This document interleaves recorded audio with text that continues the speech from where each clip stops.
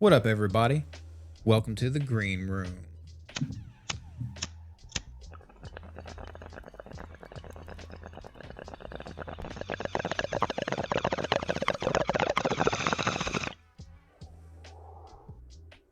Today's subject is going to be the conversion market, a very broad sounding subject, but it's basically me talking about cannabis and how CBD is converted to make other things. Are any of you all familiar with the conversion market? No. I mean, I would simply put it no. I mean, are you talking about like currency? nah, I'm talking about cannabis. No. How about you, Cha Cha? Does that sound remotely familiar? I kind It's of want okay. to. I want to kind of say yes because I'm going to be honest. I have invested. On Robinhood. Gotcha. Yeah. With Me too. With a cannabis. Shout out to Robinhood. Shout out to Robinhood. This was during the COVID when I was doing a lot of investing. My main investing was in 5G, but Gotcha. I think that I was probably ahead of my time, but I do believe I do. There's some conversion in that. Okay. right. Yeah.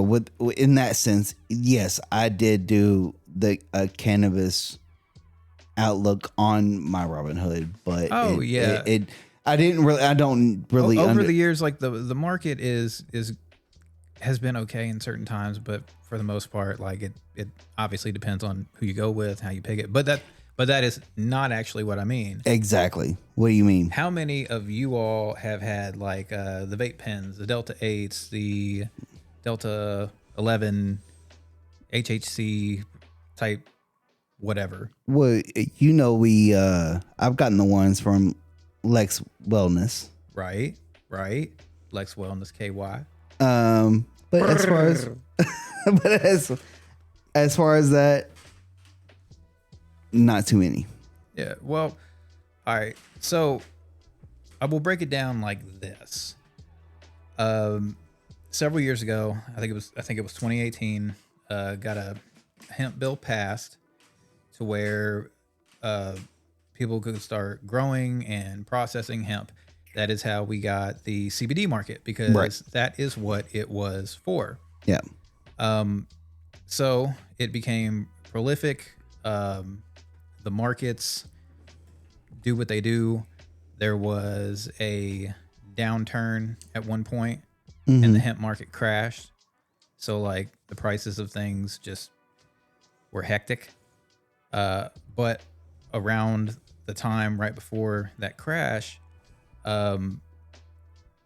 people were starting to make advancements. So like CBD in general is what you get from a hemp plant. Right. It has its own properties and whatnot. But what a lot of people don't know is that CBD degrades into THC. So I have heard stories in the past of like a farmer growing his hemp crop or whatever, and the state might come out and test it in the beginning when it's still kind of like fruiting, and tests come back like, hey, you're okay, you're under the legal limit.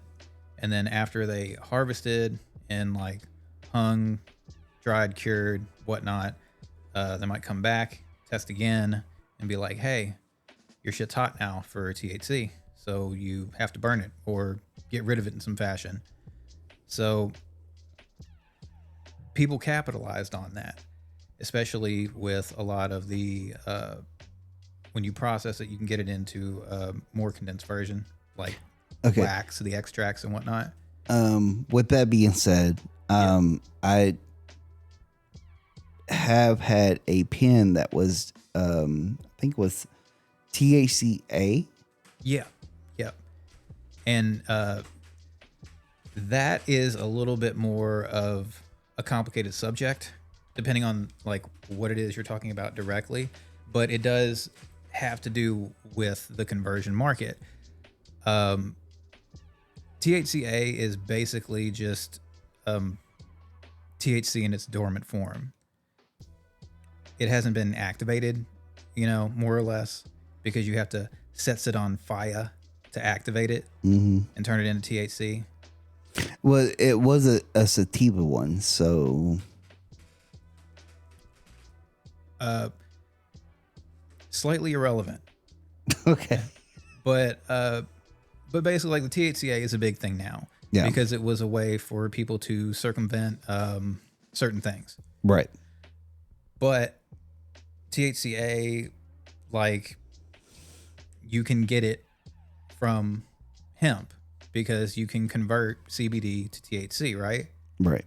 And that was like the quibble. There was a back and forth for several years in the legal system because the government was like, it's illegal. And the farmers were like, no, it's in the law that says any derivative of hemp, it's legal. So we got this from hemp, so therefore it's legal. And the courts actually ended up siding with the farmers. So they had a victory. And that's how you ended up with, like in states like ours, a lot of the weed pens and all different types of varieties, because it was, people could do it and they had a large amount of it. So they're going to try to push that out to the market however they could. But also too, when you think of the money that goes into like what we normally know as cannabis as compared to like hemp, even though, you can handle them in similar ways. They are very similar. By comparison, the output is different in matters of cost, right? So say like a pound of ordinary cannabis, let's say it's like $1,000. Well, in comparison, a pound of hemp is like 25 cents or something, like so astronomically lower, to where when it got to a certain point, it kind of made sense for a bunch of people to be like, well, we'll just buy up a bunch of CBD and then intentionally put it through the process to turn it into THC so we can make some money off of it. Ingenuity. But at the same time, a lot of people in the states that were medical, recreational, whatever, weren't necessarily happy about it because it undercut what they were doing, and they could do it on the cheap. Yeah. So it was like, now we're at a point to where we're starting to see introduction of laws prohibiting like the THCA pens and this and that and blah, blah, blah. So there's a hazy area right now. There's another gray area that's kind of been created because initially it was like, oh, it was a settled matter. If you got it from hemp, then, it's all good, right? Yeah. But now we have states interjecting and being kind of like, and it is their right to create laws that they see within their own states, but it's just kind of ridiculous because everything was kind of free and flowing, and shit was, for lack of a better term, just kind of okay. Right. But I also see where they're coming from too, from a safety perspective and oversight and like all that stuff. Yeah. But basically, so what does the money factor in? How so? I mean, as far as what you're trying to do, as far as if you choose to do this legally. Well, the money factor is always what you would think. There are barriers to overcome, just simple stuff. Like if you want to start a company, right, you have to go through licensing and like you can get up in your ass, and just like make sure everything is on point. And like there's different tiers depending on what tier you're operating on. It's basically scalable depending on certain levels of the size of your business. Right. But at the same time too, there were like a whole bunch of requirements. Like you had to have like an address and you couldn't do X, Y, and Z in one. But there were also opportunities to get like multi-tier processing stuff, because they would break it down between like cultivation, processing, and dispensing. Okay. So it was like they have different categories, and then depending on how much money you invest, how big you were, then it cost X amount for this license or whatever. But I mean, I couldn't tell you a lot. Okay. No. But that's part of the reason why it's like a lot of people still would theoretically stay underground, because they're like, why would I invest all that money when I can just kind of keep doing what I'm doing, blah, blah, blah. Right. So for those people having that perspective, it's like, I could see that. Yeah. But at the same time too, it's the big question is like, for average people, is like, what kind of price are you willing to pay to have a market, like an accessible market? Because, and understandably so, like when dispensaries open, sometimes maybe they might not have the best shit. They just have what's available. And then, you know, because I've heard people be like, I went to this dispensary or that one when stuff first starts popping off. Right. And they're like, they charge me like $80 for this. And it might be just either like small quantity or just some bullshit. Yeah. So, but as long as you're doing business with reputable places, and people, I would think over the long term, shit would improve. Right. And that's kind of where I'm at, to where it's like, well, in the beginning, some stuff might be like, to some people be like, oh, it's a novelty, you know, because I can go down the street and get shit from my wee man or whatever. But at the same time, yeah, what kind of price are you willing to pay to have your accessible market? Are you going to go there and shop at these places and give them the money, you know, that they need to be able to maintain infrastructure, basic infrastructure? Right. Yeah. You know, so in a way, you're kind of contributing back to the culture, you know, of just if wellness or stoner culture, however you choose to look at it, as long as you're doing business with the right people. To me, it's all about it's all about what is it all about? Tell me. It's all about what's in the box. Yeah. It's all about, to me, it's just all about being able to, you know, earn money legally. Yeah. Okay. You know, legally. And not only that, but, you know, like I said, even if you're not trying to do it on your own, there are people or businesses out there, or whatever you want to call it, that allow you to earn a revenue. Yeah. And also that also goes in beside the federal law on how they classify marijuana. Yeah. Because you can't, because the problem with some of these places, and the places that Kentucky's trying to do, right. They have to put their money into like credit unions and like non-federal banks. Oh yeah, so they can access their money. Yeah, exactly. Yeah. So the federal level is also a big factor into how things can get converted to where they can actually use our money for the company and to you know, actually make a profit off of it. Yeah. What if you don't use the banking system? What if you don't? Well, that's like a lot of people had to carry cash, which made like high liabilities, understandably so. Yeah. And then that's where you move into a trafficking offense, because you do have a storefront, but that also that runs into a laundering. Yeah, but I'm talking about legally, because because let me say this, because remember I was talking about investing with Robinhood. Yeah. But now they allow you to. Oh, I know. I've got plenty. Yeah, no, I'm just saying you can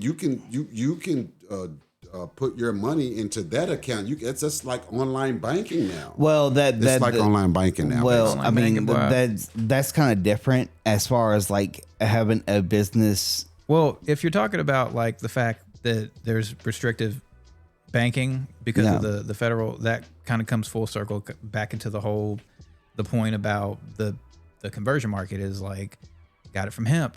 It's legal, but depending on how your municipality might look at it, whether or not it's legal or not, they might misclassify you, and then you've run into problems. Now you can't have access to your bank account. And back to your question about money, like obviously, like that's the bottom line for some of this. You got to have money to run a business, but when you run into problems like that over simple stuff, this is kind of how we've ended up where we're at. You know what I'm saying? Yeah. There's a lot of confusion. There's a gray area. And then like the whole THCA flower and things like that. And a lot of people just don't know. They Exactly. just don't know. Exactly. And it's difficult to try to explain to somebody that's just on the outside of it, you know?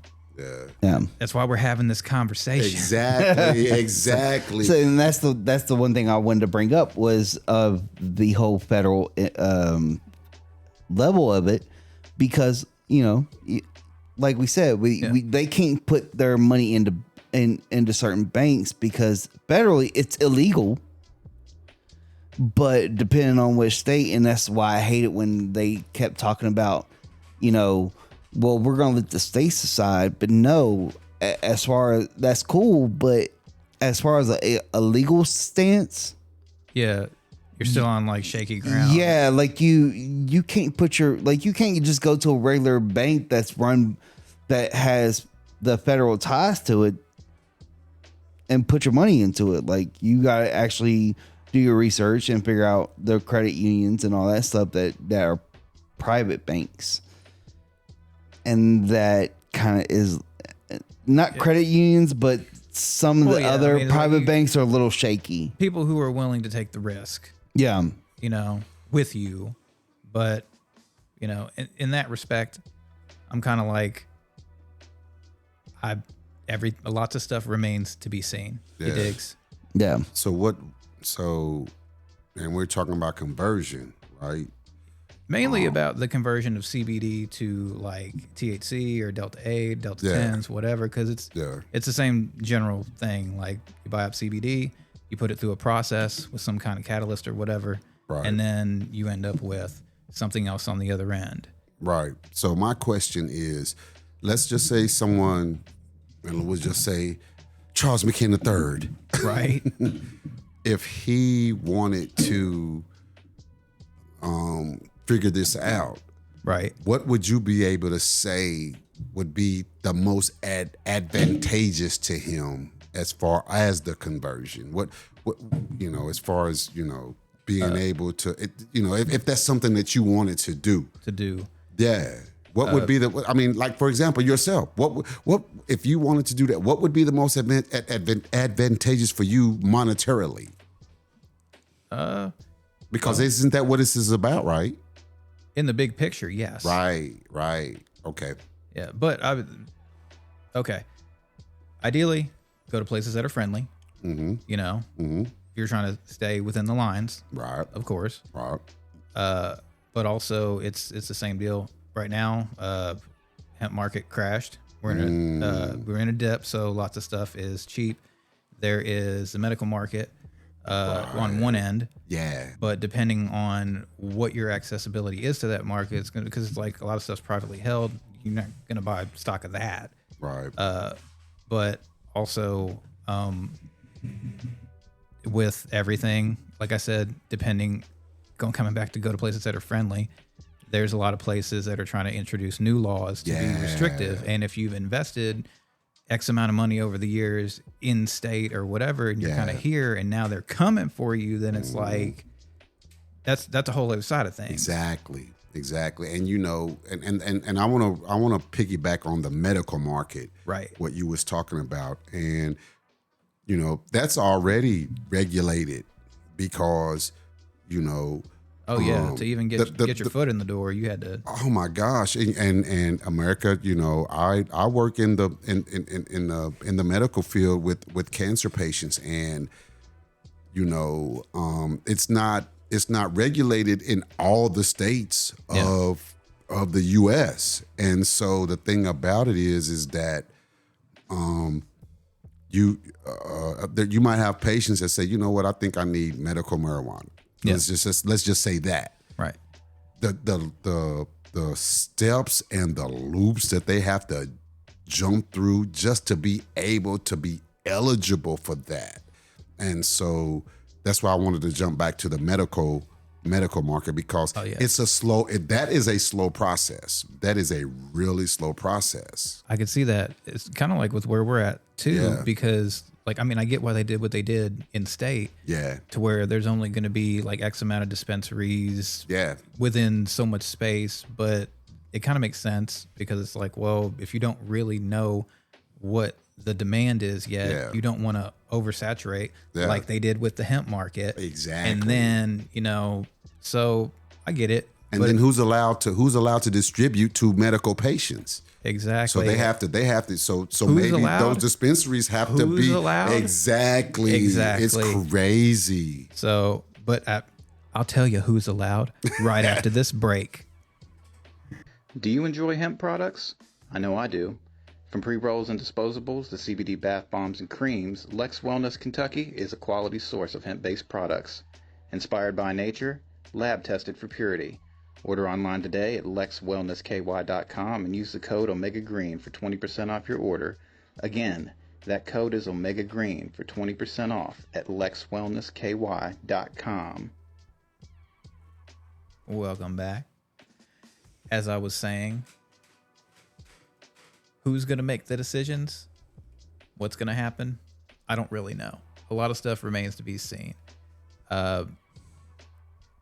I've heard a lot of things, some of which may or may not be true. Allegedly, yeah. In his Cat Williams voice. about like just the way the lottery went. Of course, if you didn't get a license, a lot of people are going to be dissatisfied. But I've also heard stories that some people ended up with them that did not really meet the bar. Some people ended up with licenses that don't have a physical location. Other people maybe got one and they're trying to like flip them. So, it's kind of a weird situation Flip to be them in. for what? Money. Just be like, hey, I got this I'll license. give you this license if you pay me for it. Yeah. And, buy But doesn't low, the sell license high. belong to the person? I'm pretty sure you can transfer it. I could be wrong. I mean, I haven't looked that deep into it, but I've had heard different random things That's interesting. from multiple people to where they're like, yo, buddy, who has like a pizza business applied and he got it. He got a location. Other than that pizza business? No. But I guess technically you could have been like, oh, I'm going to apply and just use my business as is, as address. It's oregano. And they happen and they happen to get it. That's So, oregano for the Parsley. pizza. Yeah. So, but either way, that's kind of why I'm like, we're at a really weird gray area stage of stuff. And at the moment, like in Kentucky now, in the year 2025, Of our Lord. No, I'm just playing. but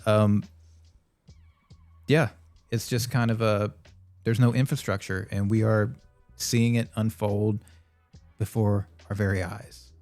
So it's a little bit exciting, but at the same time too, I saw the hemp market. I worked in processing and did that, and it was cool.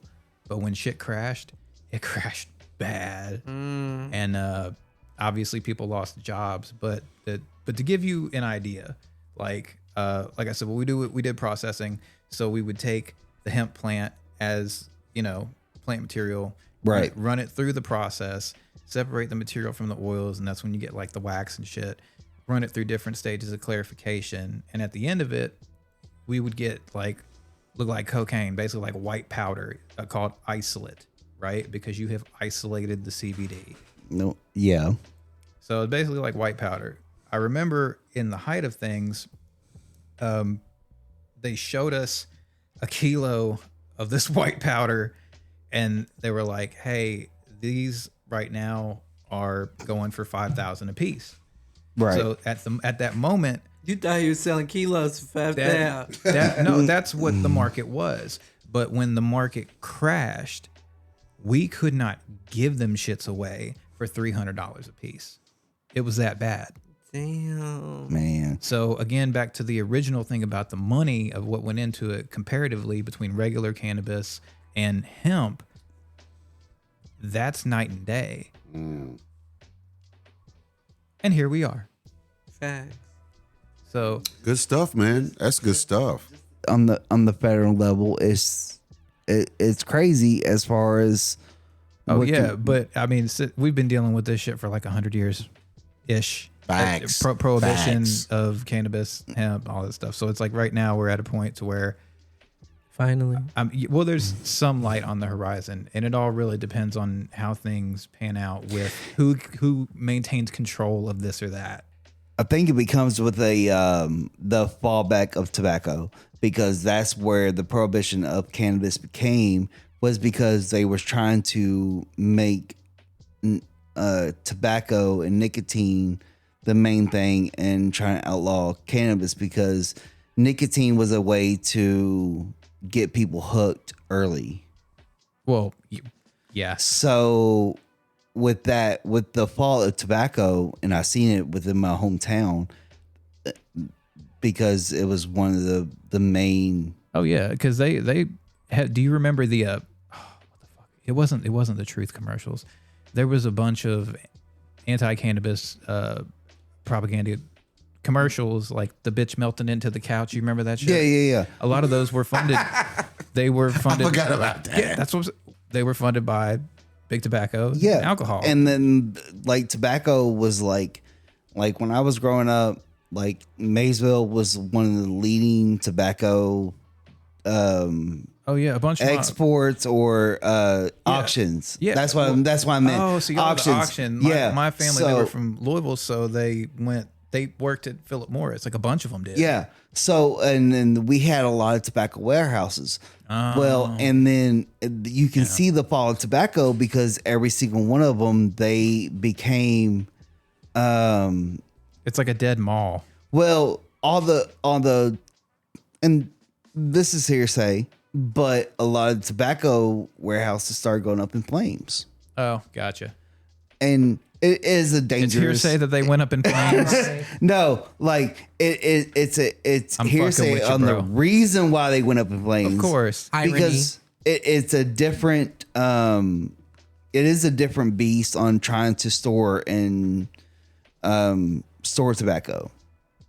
Tobacco up in smoke. Oh, What? that's, it's like, I can't stop thinking about like the beginning scene of that. I think it was Hoffa, where they firebombed that Yeah. Are place. you serious? But a lot of them was it was, I don't know, it like you can see them going up in flames at the same time. Like it was crazy. Yeah. Like All at once. yeah, but now places like that has suffered because they don't have a crash crop. And I know a lot of people, like a lot of farmers nowadays, are like, "Well, we get paid off of cattle," and I'm like, "Well, you're a cattle farmer." A lot of people I grew up with were farmers. They deal with cattle, they deal with agriculture, they did with everything. Right. You know, they were farmers. They tried to deal with the different niches. Were they cattlemen or were they farmers? No, they were farmers. Oh, they weren't horsemen. They were farmers. Well, cattle. So cattle farmers. I'm being sarcastic because you said farmers like 10 times. They're farmers. No, yeah, they're farmers. No deal. They're farmers. Farming indeed. What you think? Stop correcting I me. farm everything. I'm not correcting you. So all right, but yeah, it's that's why I bring in the federal aspect because I mean Shit's deep, bro. I just want to say to everybody here today, thank you for listening to my rant. Yeah. hey, Yeah. I hope in some way, shape, or form that you have taken something productive from this. I know I did. yeah, So it's good knowledge. Smoke every day. I was just like, Get money. Get money. Get And money. the more you know. the more you know. Yeah, the more you know. Hey, word don't up. use my sound. Don't be All right, doing that. Don't be doing that. Let's just call that a cameo. That's Javi's sound. And Yeah. with that, boys, Guess who's back? Exactly. Thank you all very much for sitting in for another session of the Green Room. I am Omega Green. I'm Javi. Cha-Cha's always in the building. Yeah. With your boy D-Lo. Word out. That's right. See you all next time. Peace. Laters. Deuces.